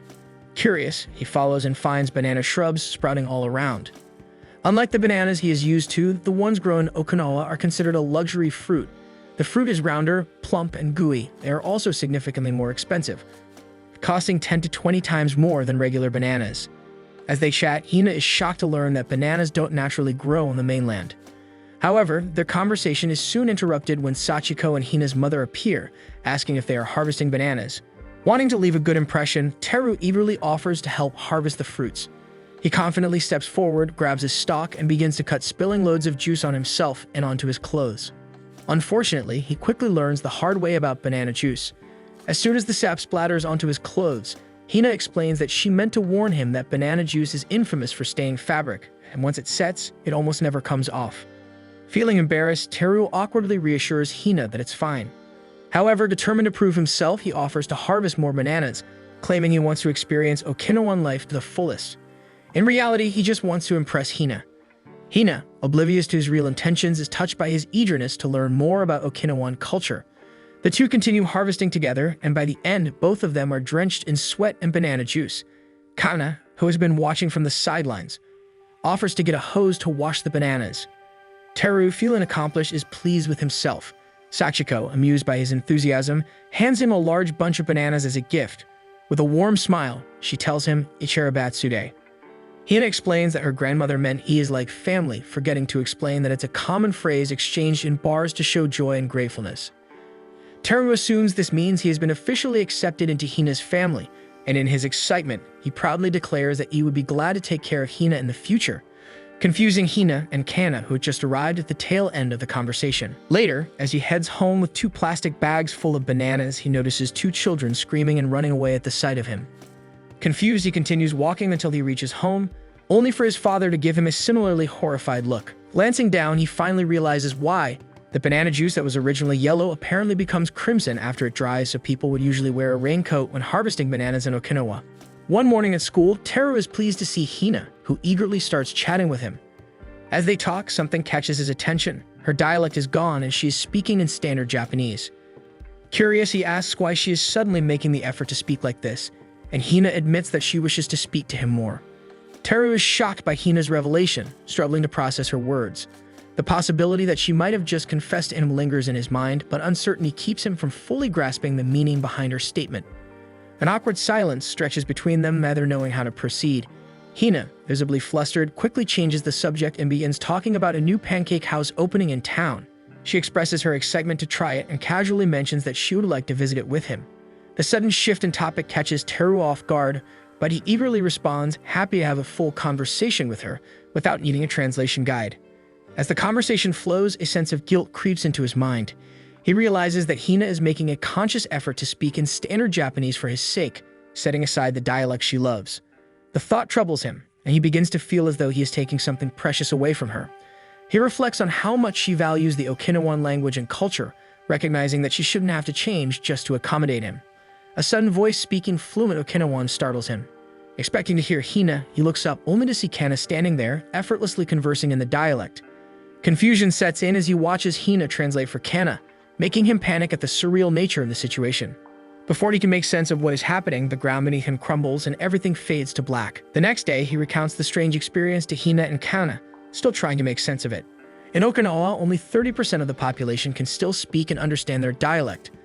The local government has been making efforts to preserve the language through various initiatives, including language tests, speech and writing competitions, and TV and radio advertisements promoting its use. One morning, Teru suggests going to the beach with his classmates, realizing he has yet to experience swimming in Okinawa. Upon arrival, Izo receives a message from the girls who had arrived earlier and already started swimming. At the mention of the girls being in the water, Teru's mind immediately fills with images of them in cute swimsuits.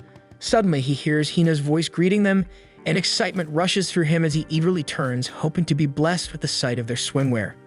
However, his anticipation is quickly replaced with disappointment when he sees Hina and the other girls still in their regular clothing. Hina explains that Okinawans don't usually wear swimsuits when swimming, preferring to keep their clothes on. Embarrassment washes over Teru as he realizes he is the only one in swim trunks, making it obvious that he isn't from Okinawa. Pushing aside his momentary awkwardness, Teru dives into the water alongside Hina. Through his goggles, he marvels at the vibrant marine life beneath him, a sight he could never experience on the mainland. He follows Hina as she effortlessly guides him through the underwater scenery. When they finally resurfaced, Teru excitedly exclaims how many live fish he has seen, only for the others to chuckle at his reaction. Their attention shifts to Kana and Ye, who are waiting near the shore. The group calls for them to join them in the deeper waters, but before they can respond, a sudden cry disrupts the cheerful atmosphere. A young child clutches his hand in pain. Concerned, Hina rushes over to assess the situation. The child's finger has begun to swell, and Hina quickly deduces that he was likely bitten by a ganzui, a small fish resembling a catfish. Remaining calm, she assures the boy that she knows a trick to help ease the pain. Without hesitation, she gently takes the swollen finger into her mouth and begins to suck out the venom. Teru watches the scene unfold, his heart swelling with admiration. Hina's selflessness and quick thinking leave him in awe. Once she is satisfied that she has removed most of the venom, she spits into the ocean and instructs the child to go to the convenience store to buy something warm to press against the wound. As the child and his mother thank her and head off, Teru's gaze lingers on Hina. He finds himself mesmerized by her kindness and natural ability to help others. When Hina notices him staring, she playfully pokes him, snapping him out of his thoughts. They return to the water, but the earlier incident leaves Teru feeling uneasy. Hina reassures him that ganzui is usually harmless unless provoked. However, she warns him that Okinawa's waters are home to other dangerous marine animals, and it's important to recognize them in order to stay safe. The first she mentions is the ganzui, a venomous fish that moves in clusters, its sting capable of causing significant pain. She then describes the datsu, a fish that aggressively charges at shiny objects. Next, she warns him about sea snakes, which are present in Okinawan waters and are reportedly 70 times more venomous than a habu snake. Finally, she tells him about the katsuonomboshi, a type of jellyfish whose sting inflicts excruciating pain on the first encounter and can trigger anaphylactic shock upon a second sting. Before she can finish warning him about the most common dangerous creature in the area, Teru suddenly feels a sharp, searing pain in his arm. Wincing, he instinctively clutches his right forearm. Hina immediately notices a jellyfish called a habukuragi floating away. Like the habu snake it is named after, this particular jellyfish is venomous. They rush out of the water, and Teru groans as everyone inspects the stung area, his skin already inflamed. Hina moves in to examine it, telling him to hold still.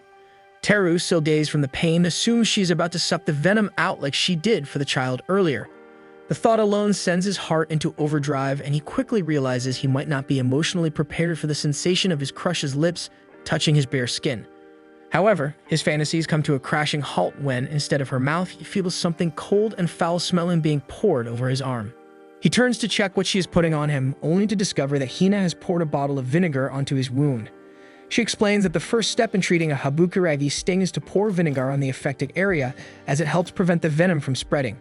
While this method is effective for most jellyfish stings, she warns him that it should never be used for katsuonomboshi stings, as it would actually accelerate the venom's spread. Unfortunately for Teru, his first experience swimming in Okinawa had ended on a sour note. The group decides to call it a day so that Teru can rest.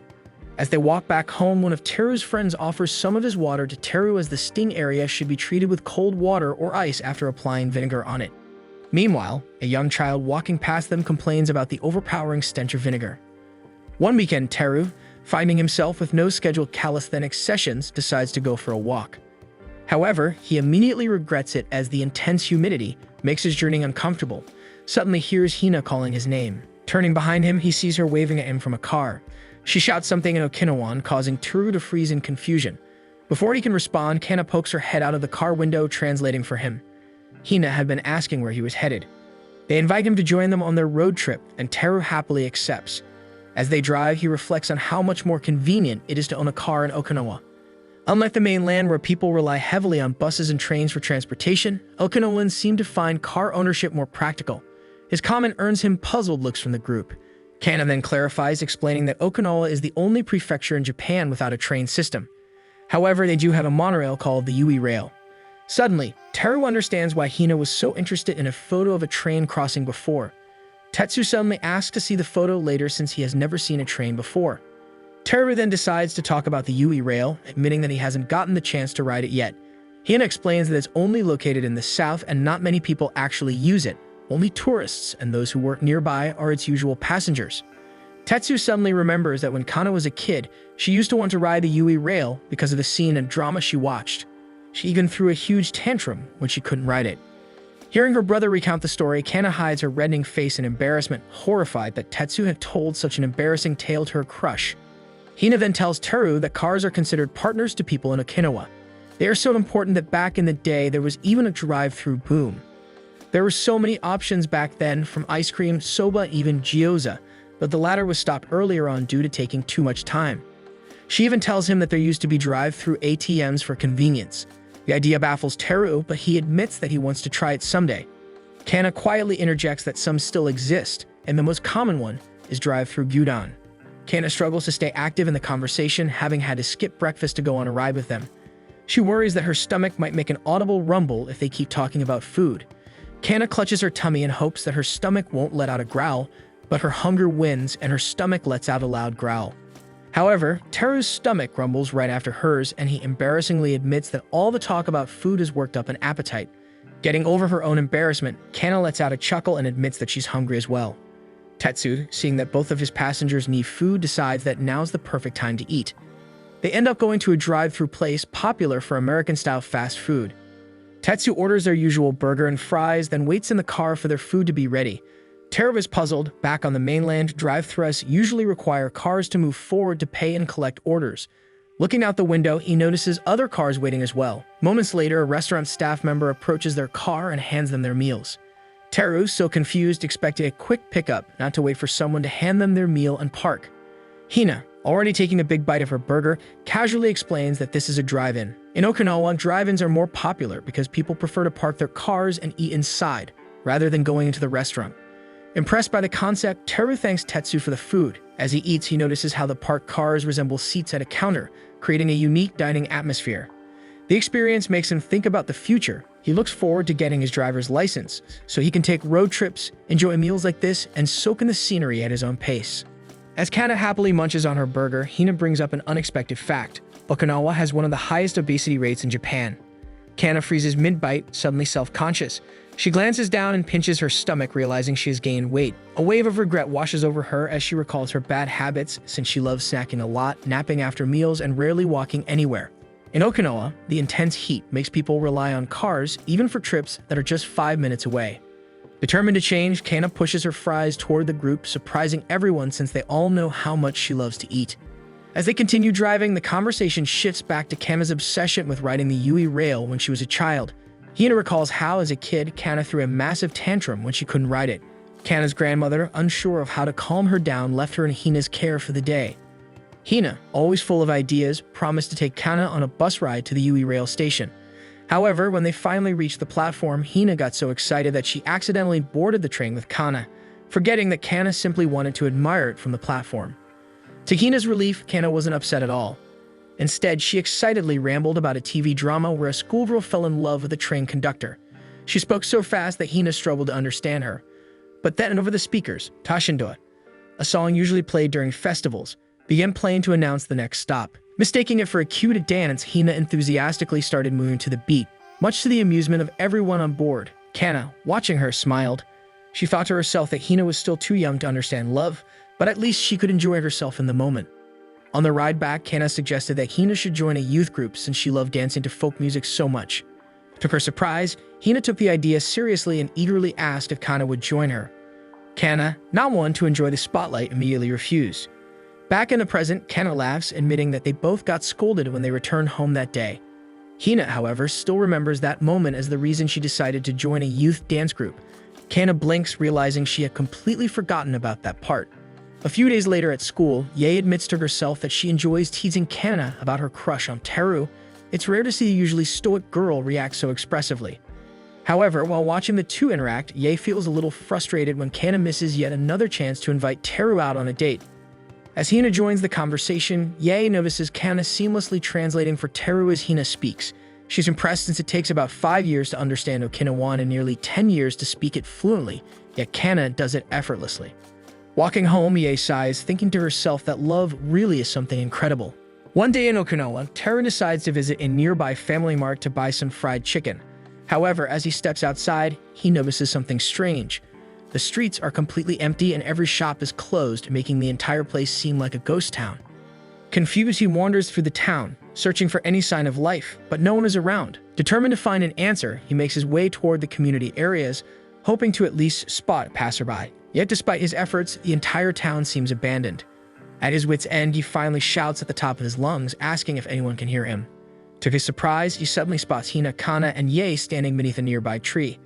Their faces are unusually serious, as if they are about to reveal something big. Breaking the silence, Hina finally explains why the streets are deserted.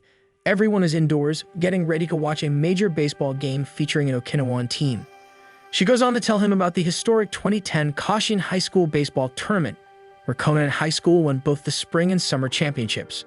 The victory is so monumental that on the day of the game, the streets of Okinawa are completely empty as every local had their eyes glued to the TV screen. Teru is puzzled. Can a baseball game really have such a dramatic effect on an entire prefecture? But when the girls take him to a nearby mall, he sees it with his own eyes. A massive crowd has gathered in front of a TV screen, cheering passionately for their team. It is clear, Okinawans don't just like baseball, they love it. Public viewings like this are common, and even construction workers halt their work during big games to enjoy and to show themselves and respect those who wish to focus on the game. There is even a rumor that business deals can collapse if someone dares to interrupt someone watching the game. Hina also shares an old baseball tradition. Losing teams at Kashin collect the infield sand as a memento of their journey. However, when Okinawa's first team loses their game, they aren't allowed to bring the sand home. Airport security stops them, citing a rule against transporting foreign soil. Heartbroken, the players are forced to dump the sand at Naha Airport. The incident leaves a lasting mark on Okinawans, strengthening their devotion to baseball. From that moment on, every time an Okinawan team plays at Kashin, the entire prefecture unites to support them. Seeing this overwhelming sense of unity, Teru finds himself caught up in the excitement. He decides to join in and cheer along with the others for Okinawa. However, as he tries to follow Hina's lead, he quickly realizes how difficult it is to pronounce the players' names. Listening to the announcer only makes things worse. Their names are even more complicated than he expects. Just then, a player with a last name similar to Kana's makes an incredible hit. Kana, who has been quiet for most of the game, suddenly jumps up in excitement, grabbing onto Yae in pure joy. Teru watches the moment unfold and smiles to himself. Kana tries to claim that she's only a fan of the player because they share a last name, but her excitement tells a different story. Every time the Okinawan team scores a point, she reacts enthusiastically, gripping Yae in a tight hug. Noticing this pattern, Yae decides to offer her seat to Teru in the hope that Kana will instinctively hug him instead. Too focused on the game, Kana does not even realize Teru has taken the seat beside her. When the Okinawan team hits a home run, she jumps in excitement and throws her arms around him without a second thought. Only when the initial rush fades, she becomes aware of their close proximity. Her body stiffens, and as she looks up, she immediately pulls away and apologizes, her face flushed with embarrassment. From behind them, Yae sneaks closer with a knowing grin. She casually remarks that she just witnessed something amusing. Hina, assuming she's referring to the home run, agrees, nodding in excitement. Kana, however, hides her face, painfully aware that Yae is actually referring to her impulsive hug. Teru, as clueless as ever, also assumes Yae is talking about the game and continues watching as if nothing happened. On a rainy afternoon, Teru and his friends take shelter under a covered walkway, waiting for the downpour to pass. To keep themselves entertained, they decide to play Shiratori, a Japanese word game where each word must start with the last syllable of the previous word. Teru struggles to keep up, realizing his friends have a clear advantage due to their knowledge of the Okinawan dialect. Many of the words they use are unfamiliar to him, and since a lot of them start with the N sound, he finds it difficult to avoid losing. He feels that learning the dialect is hard, but Hina reassures him that it's easy if he remembers some basic rules. The Okinawan dialect follows certain rules that make it distinct from standard Japanese. Vowels like E and O are often replaced with I and U, making familiar words sound completely different. Some sounds are also shortened or altered, which adds another layer of complexity. Hina takes pride in her knowledge, feeling a sense of accomplishment as she explains the dialect to the group. She attributes her fluency to the time she spent with her grandmother who spoke in the old ways. However, just as she starts to feel confident, an elderly woman from a neighboring town approaches them and speaks in a much deeper dialect. Her words are so unfamiliar that even Hina looks completely lost. As the woman walks away, Teru expects Hina to translate, but she admits that she does not understand a word either. She explains that Okinawa was not always unified, and as a result, different villages developed their own versions of the dialect. Even among locals, communication can sometimes be a challenge if they come from different areas. Hina, feeling embarrassed after getting caught not knowing everything about the Okinawan dialect, allows Teru to come up with a punishment for her. He briefly considers making her do something with her boobs, but ultimately decides to have her treat everyone to shaved ice instead. On another bright summer day, Hina visits Kana's house, hoping to invite her out to hang out. As she approaches, she hears loud voices from inside, realizing that Kana is in the middle of an argument with Suzu. Curious, she sneaks in through the back and finds Suzu stubbornly refusing to eat the tomatoes on her plate. Hina, always eager to share her knowledge, tries to convince Suzu to eat her vegetables by telling her that eating tomatoes will make her strong like the Yamapakarya of Iriomote Island. Both Kana and Suzu stare at her in confusion, not understanding the reference. She explains that in 2021, Iriomote Island was added to the World Heritage List because of its unique biodiversity. The island is home to animals that cannot be found anywhere else, including the Yamapakarya, also known as the Iriomote cat. These wild cats have a fascinating history. Their ancestors ended up on the island before the continental shift and became trapped there as sea levels changed. With limited food sources, they adapted to their harsh environment, even learning how to swim so they could catch fish and shellfish. This ability to adapt to various conditions has made them remarkably resilient. Hearing about how strong and adaptable the Iriomote cat is, Suzu decides she wants to be just as tough. Determined to grow stronger, she reluctantly picks up her fork and starts eating her tomatoes, much to Kana's surprise. Hina, satisfied with the outcome, turns her attention to Kana, who is now free to join her for a trip to the pool. Despite their adaptability, Iriomote cats are still considered endangered, with only a few hundred left in the wild. Their survival is fragile, as even small changes to their environment could threaten their existence. Later that evening, Teru and his friends gather outside for a test of courage. To set the mood, Sachiko shares one of her childhood ghost stories. She recounts how, as a child, she had been playing in the streets after dark when she noticed a shadowy silhouette in the distance. Believing it to be a friend, she called out and ran after it. But when she reached the spot, no one was there. Instead, she found a fish lying on the ground with its eyes torn out. Before she could react, she looked up and saw something terrifying staring back at her. The group shivers at the suspenseful ending, with some of them praising Sachiko's storytelling skills. However, Teru remains confused. Since the story was told entirely in dialect, he struggles to understand the details. He turns to Hina and Kana for help, but both girls are too afraid to even listen to the story, doing their best to block it out by shielding their ears. Seeing his two friends too afraid to uncover their ears, Teru decides against asking for more details about the story. Instead, he reassures them that it's already over. His words seem to work, as Hina is the first to cautiously uncover her ears, giving him a tearful expression that, to his surprise, makes his heart leap with how cute she looks. Just as the tension begins to fade, another member of the group offers to tell another scary tale. This time, it's about a taxi driver who picked up an unusual passenger late one evening. The passenger had given him odd directions, leading him to a dark and lonely part of town. When the driver finally turned around to check on his passenger, there was no one there, only a pile of ochikabi left behind. Another girl follows up with her own ghost story. In her tale, two strangers meet by chance, but when one of them reaches into his pocket later that night, he finds it mysteriously filled with ochikabi. As Teru listens to the different stories, he notices a strange pattern. All of them end with ochikabi, the ceremonial paper money used in Okinawan funerals. Yae then volunteers to tell the next story, one that takes place several decades ago. Her tale follows a young schoolgirl who had to take a bus home late at night after staying behind for club practice. The bus was nearly empty due to the late hour, and as she sat quietly in her seat, the vehicle stopped at a red light. Suddenly, the bus doors opened, but no one stepped inside. The girl found it odd, especially since the doors seemed to shut so quickly, but she assumed the driver had simply closed them by mistake. However, as she looked ahead, she suddenly noticed shadowy figures approaching the passengers. At first, she thought she was imagining things, but as she continued watching, she saw the figures move from one passenger to another, peering closely into their faces before silently moving on. No one else seemed to react, as if she was the only one who could see them. Her heart pounded as she realized it would soon be her turn. She kept her head down, hoping that if she didn't acknowledge the figures, they would pass her by. Eventually, she sensed the presence moving away, and she breathed a quiet sigh of relief. Believing she was safe, she dared to lift her head. But to her horror, the spirit was still in front of her, staring straight at her. The group, including Teru, lets out a collective scream at the conclusion of Yae's story, completely unprepared for such a terrifying ending. No one expected Yae to know such a frightening tale, and the mood is now set for the actual test of courage. Wanting to move forward with their plan, they begin drawing lots to determine their partners for the night's challenge. The goal is simple. Each pair must retrieve a sangawa, a traditional Okinawan protective charm, placed on top of a stone monument deep within the forest. As Teru watches everyone pick their numbers, he silently hopes that luck will be on his side and that he'll be paired with Hina. What he doesn't realize, however, is that Kana is the one who got his number. While calling out his number, Kana approaches Teru, silently showing him that she picked his matching number, confirming that they are partners for the test of courage. Both feel a sense of relief at being paired with someone familiar, though Teru is slightly disheartened to see that Hina is partnered with someone else. As the rest of the group continues searching for their partners, a pair of sharp, glowing eyes watches them from the forest.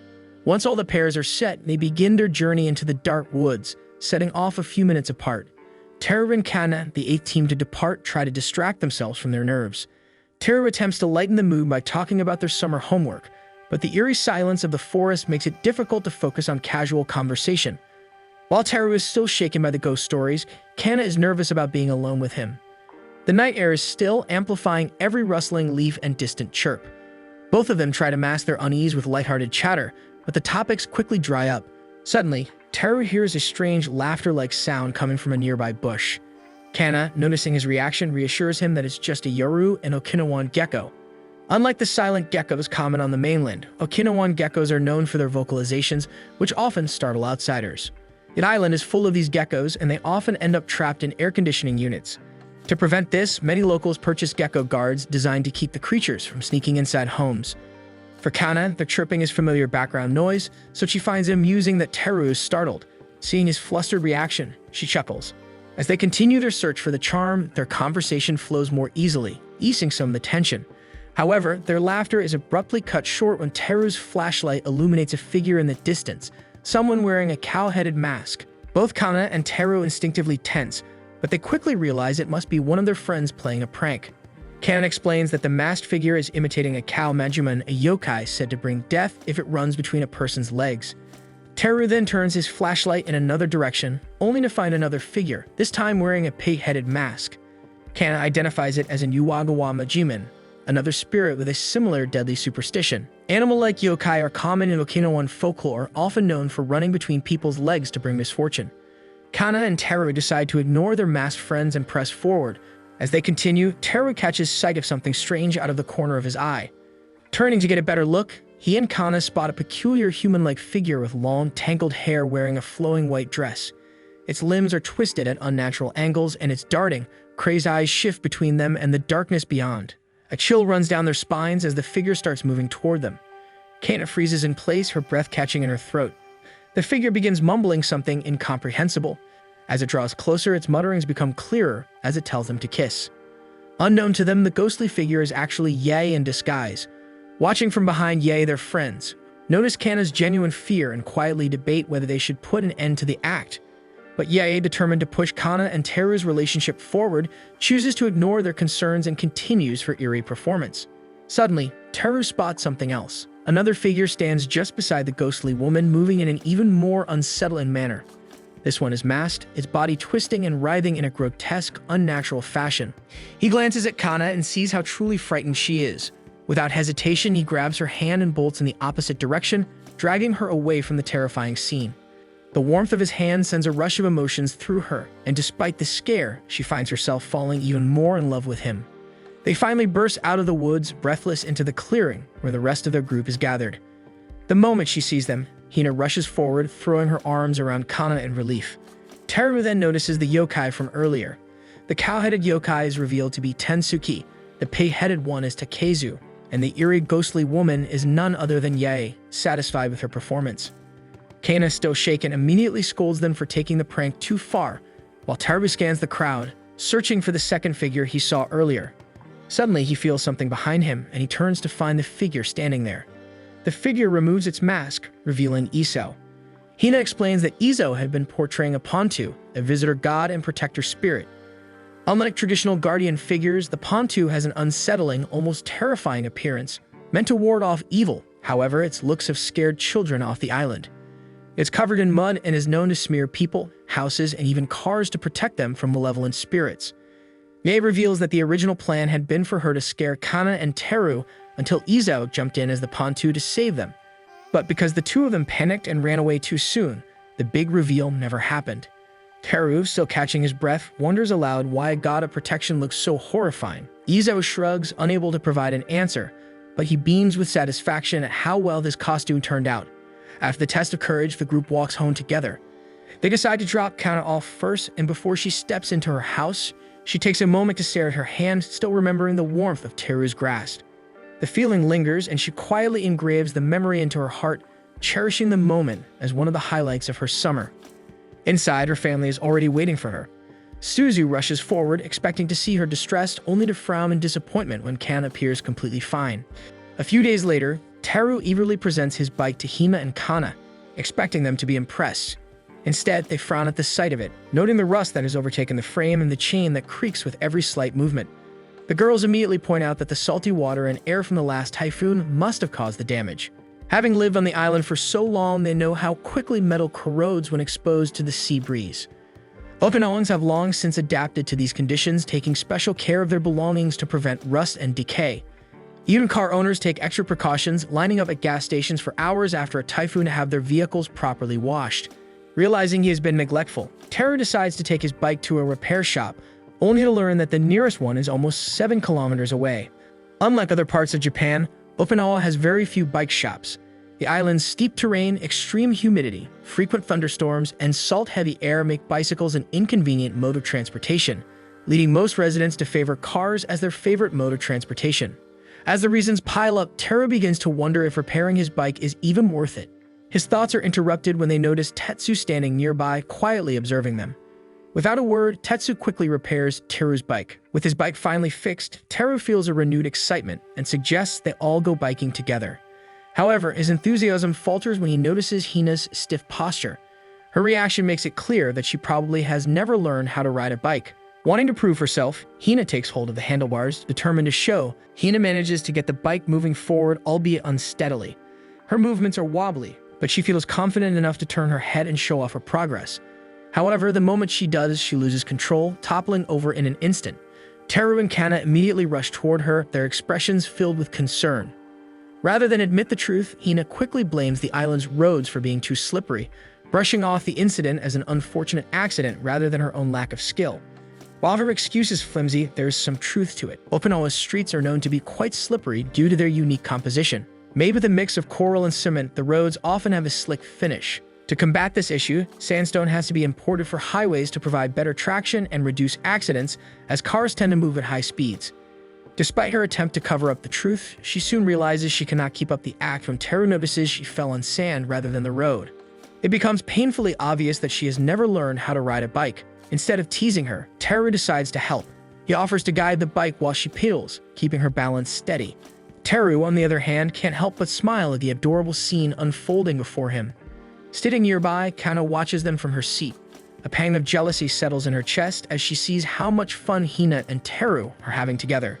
Though she knows it's silly, she silently wishes she could have been the one struggling on the bike, giving Teru a reason to hold onto her and guide her forward.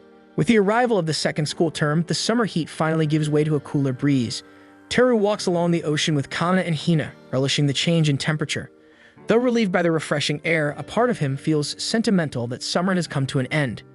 His mind replays the most shocking moments of his summer vacation, and he realizes just how often he embarrasses himself in front of Hina, the girl he has a crush on. Determined to change, he makes a silent vow to be less easily startled. He reassures himself that the craziness of summer is over, fall will bring a sense of calm, and nothing unexpected will happen anymore. Just as he convinces himself, a strange sound echoes through the forest. Teru pauses, thinking it's a bird, but Kana casually corrects him, explaining that it's actually the call of an Ushima cicada, a species unique to Okinawa. Shocked, Teru immediately reacted, breaking the varied vow he had just made. Okinawa is home to several cicada species, including the Ryukyu abura and Kuroa nini. Unlike their mainland counterparts, these cicadas continue singing well into November. Teru is once again stunned that cicadas continue to sing after the summer, and the girls are equally shocked that in Tokyo, cicadas only sing during the summer. The girls also take great delight in pointing out how often he is surprised by Okinawa's quirks. Listening to their teasing, Teru suddenly finds himself smiling.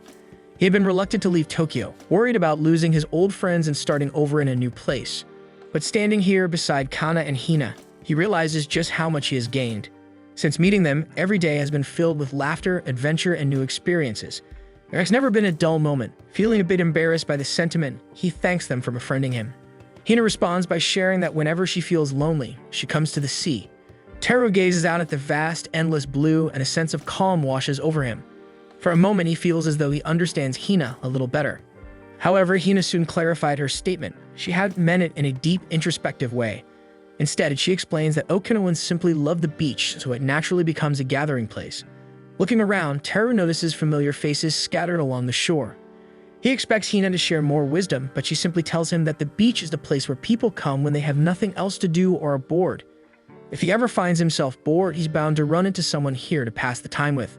As the sun begins to set, the once busy shore gradually empties. Teru watches in disbelief as people leave almost in unison, stunned by yet another unexpected Okinawan custom.